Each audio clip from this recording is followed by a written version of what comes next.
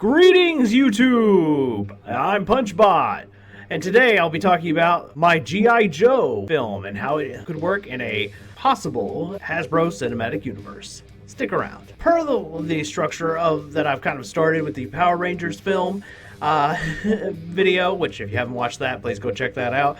Now we're doing the G.I. Joe one, and as per the structure of these videos, I always kind of start with the problems with the existing media. Give you guys a I do want to emphasize this, brief overview of the problems of each of these films and media. They'll give you guys the fix, explain the why I still think that Hasbro should make a Hasbro Cinematic Universe and make this specific movie. And then, of course, we talk about the role that these line of characters will play in the larger universe, as then lastly ending on the plot, which I know you guys are looking forward to, because that's the cherry on top of this insane Sunday. All right, so first and foremost, let's go ahead and talk about the problems with the existing media of G.I. Joe. All right, starting with Rise of Cobra. Now, this one's the most enjoyable out of the films, but it was funny enough, it was actually hated more by critics than it was by audiences, but it still had its own line of problems. And the biggest problem that movie had, honestly, was cast bloat.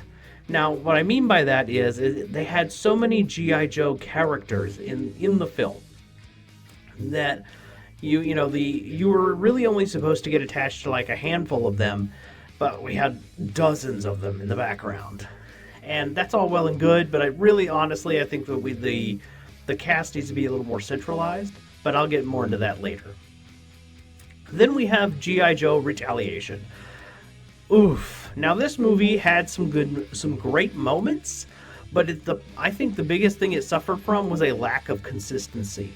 From what I understand, a lot of decisions were made on the back end of the movie, which made it to where like the cast of characters was completely different. So people who watched Rise of Cobra and came back for Retaliation are like, I know Duke and I know Snake Eyes, and that's it. Now, that's all well and good, but like the reality of it is like people who came to watch, the G.I. Joes were here to see the characters they just met in the first film. So to do a complete cast restructuring was an awful choice. And then of course we got the Snake Eyes film, and this one's got a real simple one. It's not that the plot is bad. The problem with that film is the plot is slow, very slow. And then we cut back to the 80s animated film. And the truth of this one is, it's just about timing. Audiences were not quite ready for the level of sci-fi that I'm going to be advocating for in this video. At the end of the day, audiences back then did not like that, like, there was like this whole secret cabal, and that Cobra Commander was not actually the leader of Cobra. It was like the organization Cobra Law that was actually the leaders of Cobra. It was just, and there were all these alien-like creatures. Just honestly, the truth is, I don't think audiences at the time were quite ready for that. But times are different. Now, if we talk about things in a more modern aspects, the fix is very simple. First and foremost, we're going to do a concentrated and largely consistent cast of characters. So we're going to focus on like anywhere between 3 to 6 Joes, and those will be like the main Joes we focus on. Anything else is like a name drop or a character that's making a cameo. They're there for 5 minutes to deliver a line or a piece of paperwork or be a battle scene on a screen. Then, of course, the next thing is that they're going to have a new role in this larger universe.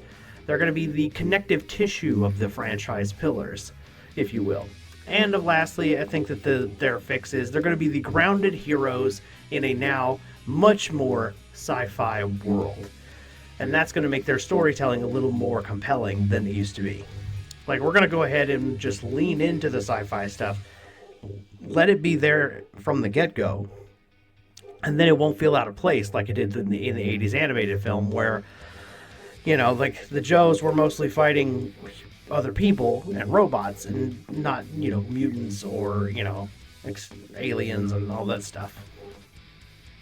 Here's the why I think this could still work. Now, the first thing is, like, the toy has legacy value. The toys have legacy value, and G.I. Joe has always, like, back in the 80s, I mean, they were huge. I mean, also, Hasbro's the ones who coined the term action figure, which is what we call today for all figures that are, more, action-based. So, there's definitely, I think, some potential there. And then, of course, making more movies, especially a one that is going to be in a much broader line of films, I think is going to reinvigorate action figure sales, especially for the mold that G.I. Joe uses, because the same mold in theoretically is going to get used for all of the human-based characters throughout all of the films, like in a realistic sense. So you would see, like, ROM, the Troopers, the Power Rangers, putties are all going to be sharing the same mold as the G.I. Joe soldiers. So this is going to be one puzzle piece in a larger piece of grouped together media that can sell this kind of old school or updated old school style figure for modern audiences and, and a new generation of children. All right, now let's cut to the more fun stuff. The G.I. Joe's role in the HCU is an important topic, and I want to cover this before I cover the plot.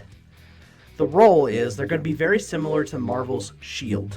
I know that sounds a little crazy, but bear with me, there's a reason for this. Because honestly, more modern audiences are not really interested in soldiers, and that's, it sucks, but it's kind of the truth. So, how are we going to make the G.I. Joe more interesting? Well, one, we're going to make them full of people who are practically borderline superheroes. Either their skill set or things that would happen or the technology they use, etc. Then we're also going to have these characters be a little more grounded than some of the other characters. So characters like Noah Diaz, for example, who joined the G.I. Joes in Rise of the Beast, we're going to keep him, and he will be a G.I. Joe character who is kind of the connective tissue for all of the films. Oh, this is also something I meant to mention in the Power Rangers video, in the last one. Noah Diaz would be making, and Mirage, the Autobot, would be making cameos in the Power Rangers film. You will see them kind of like spying on the Power Rangers, but that can be discussed in more detail in their own video when I start just talking about the plots for these films in future videos. But yes, the G.I. Joes will be the connective tissue. They're going to be the mortals among the gods, if you will, type characters. Think like Black Widow and Hawkeye in the MCU. That's going to be kind of the role that the Joes serve in the broader spectrum of the stories that could be told in an ideal HCU. All right, and lastly, and this is the fun part, so I know you guys are excited about this part because we've been, I've always saved it for the end, is the plot. So here's the basic plot for my G.I. Joe film. We're going to have an alien pod crash land on Earth. And because we have already introduced characters like Mirage existing in this world and Noah Diaz and them kind of being like a buddy cop situation, they think it might be a Cybertronian. So the idea is they go to the crash landing site because they feel it's some type of machine is involved in there, and they show up to go with the Joes to retrieve it. Cobra, being the sneaky turds they are, has somebody on the inside who's going to give them information, and then of course they will ambush the Joes, take the sleeping robot in the pod, and then the Joes have to go on a manhunt to find Cobra's base, find the robot character inside the pod, and then because obviously if Cobra gets this being that's inside working for them first, well, who knows what they could come up with. And of course the Joes will eventually find Cobra's base of operations, and then a battle would ensue, And of course, we would show you guys some of the horrors I've come up with for the main villain, which would be actually, funny enough, is Dr. Mindbender would be the main villain of this film. You'll still have some really important characters like Destro and Storm Shadow. These are just kind of key characters, I think, for any G.I. Joe film, honestly. But we're going to keep them in there too. But largely, Dr. Mindbender is the big bad of that film. And then, of course, we are going to hint at characters that are going to expand the world. Like I have a G.I. Joe character named Kate Starr. This one is incorporating some other characters, and like I said, I mentioned, we're going to introduce a much broader world in this particular battle. So then, of course, the G.I. Joes go in, they save the alien, and then this alien broadens the world, which I'm going to go into way more details when I make the pure plot video. But that's the bare bones basic plot. Anyway, guys, if you like this whole video about me pitching my ideas for a Hasbro Cinematic Universe, make sure you like, subscribe, hit the bell so you never miss out on another video. And make sure that you hit up the last couple videos in this. I've made a playlist so you guys can watch all of the videos on this topic.